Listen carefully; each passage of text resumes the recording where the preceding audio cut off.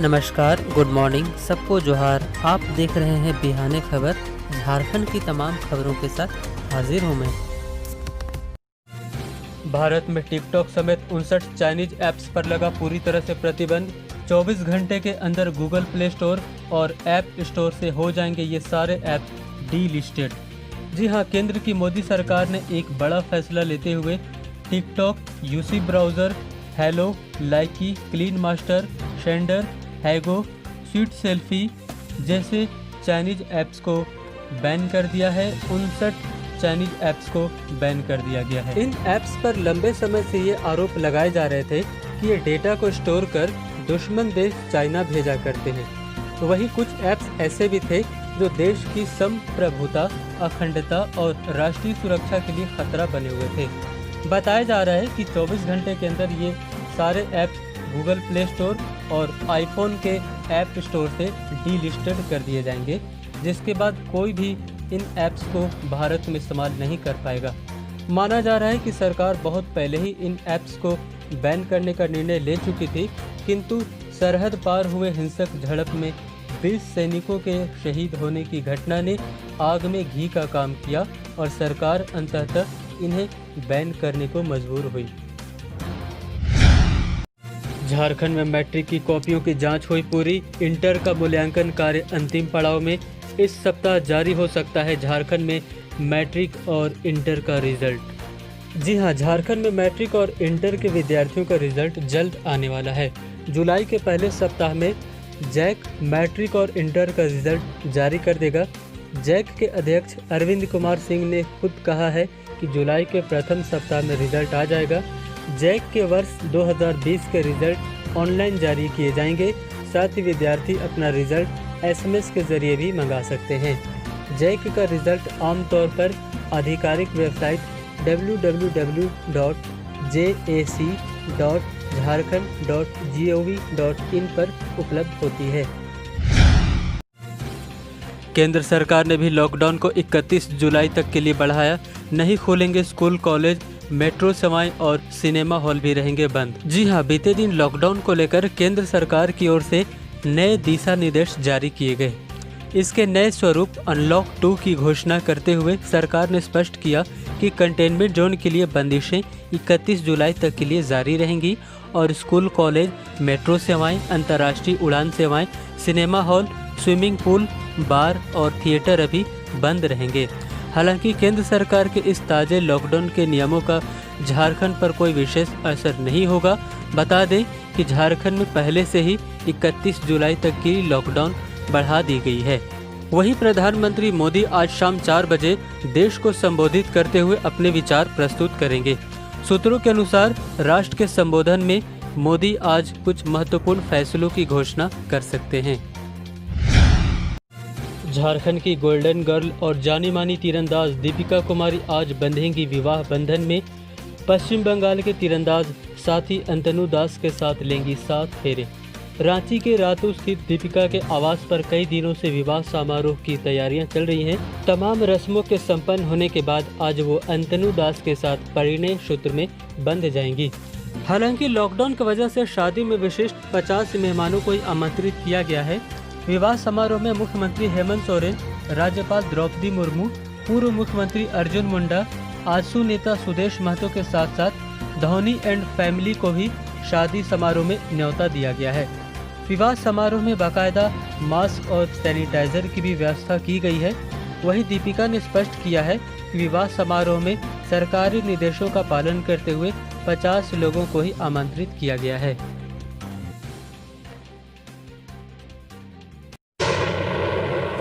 फंस गए खेत में ऐसे मौसम में, आसमान में बादल देखो लगे गरजने। ए बच्चा पार्टी, ई का गुरु बने गा रहे हो? श्यामलाल चाचा ने पेड़ की शरण ली। घायल हो जाओगे पेड़ पर गिरी अगर बिजली। नहीं तो सर छुपाने की जगह ना मिले तो क्या करे? सर छुपाने के लिए मजबूत जगह ढूंढो।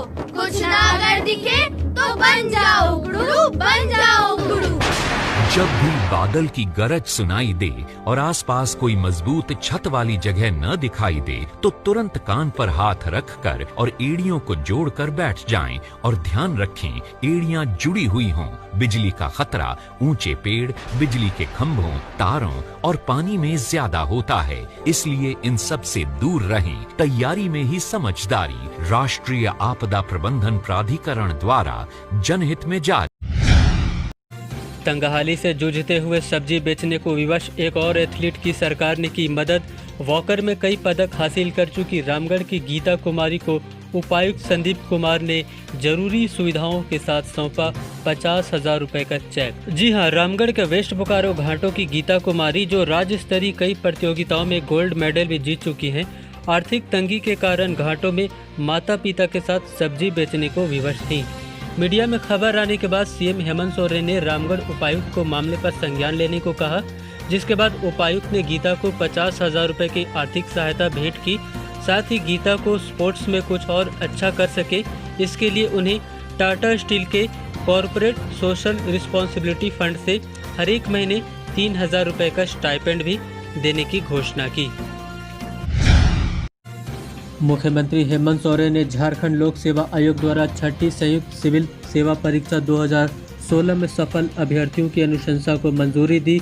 अब नए अधिकारियों को संबंधित विभागों में दे दिया जाएगा, जहां से इनकी नियुक्ति होगी।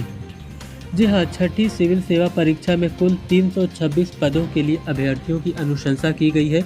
इसमें झारखंड प्रशासनिक सेवा के 143, झारखंड पुलिस सेवा के 6, झारखंड वित्त सेवा के 104, झारखंड शिक्षा सेवा के 36, झारखंड सहकारिता सेवा के 9, झारखंड योजना सेवा के 18, झारखंड सामाजिक सुरक्षा सेवा के 3 और झारखंड सूचना सेवा के 7 पदों के लिए कोटिवार अभ्यर्थियों के नामों की अनुशंसा की गई है।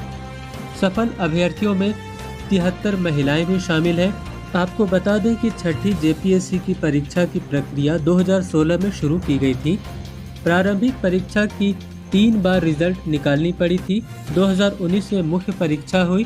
2020 में इसके परिणाम आने के बाद फरवरी मार्च में इंटरव्यू की प्रक्रिया शुरू हुई और अप्रैल में फाइनल रिजल्ट निकला।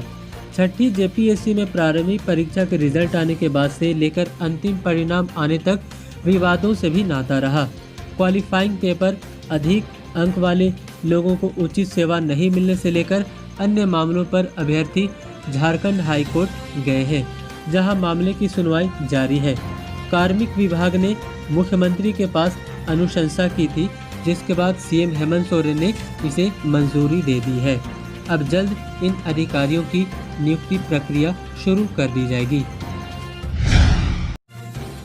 फिर सामने आए झारखंड में कोरोना के 40 नए मामले।